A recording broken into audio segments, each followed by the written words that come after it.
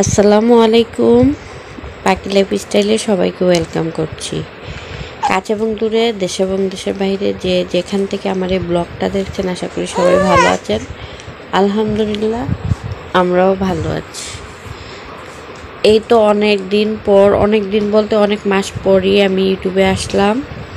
আর কেন এতদিন আসিনি সেটাও আপনাদের সাথে শেয়ার করব পরবর্তী ব্লগে। আর আজকে খুবই ছোট্ট একটি ব্লগ নিয়ে চলে আসলাম, আশা করি আপনাদের ভালো লাগবে। আর ভালো লাগলে অবশ্যই ছোট্ট করে একটি লাইক দিয়ে আমার এই চ্যানেলটি সাবস্ক্রাইব করে আমার এই ছোট্ট চ্যানেলের পাশেই থাকবেন। আর যারা ফেসবুক থেকে দেখছেন, চাইলে আমার এই ফেসবুক পেজটি ফলো দিয়ে রাখতে পারেন।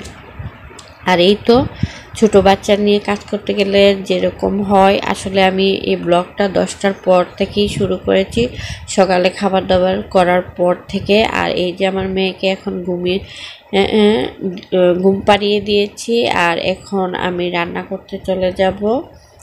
আর খুবই ছোট্ট একটি ব্লগ, আশা করি টেনে টেনে দেখবেন না প্লিজ। আর এই তো এখন আমি রান্না বান্না করে নেব।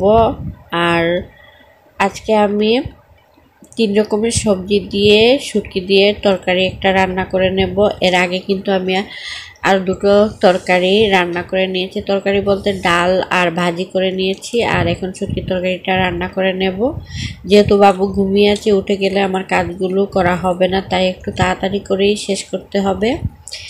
এখানে মশলাগুলো কষিয়ে আমি শুটকিটা দিয়ে দিয়েছি। এখানে আমি শীতল শুটকিটা নিয়ে নিয়েছি। আর 3 রকমের সবজি বলতে আমি এখানে লুবিয়া, তারপর ঢেঁড়স আর আলুটা নিয়ে নিয়েছি। এখন মশলাগুলো কষিয়ে আমি রান্নাটা শেষ করে নেব।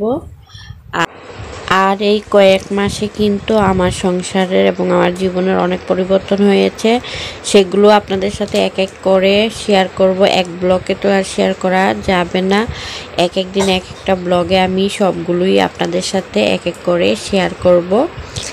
আর প্রথমেই কিন্তু আমি আমার ছোট্ট মেয়েকে দেখিয়ে দিয়েছি আপনাদের। আসলে আমার সংসারের নতুন সদস্য বলতে পারেন আমার ছোট্ট মেয়ে।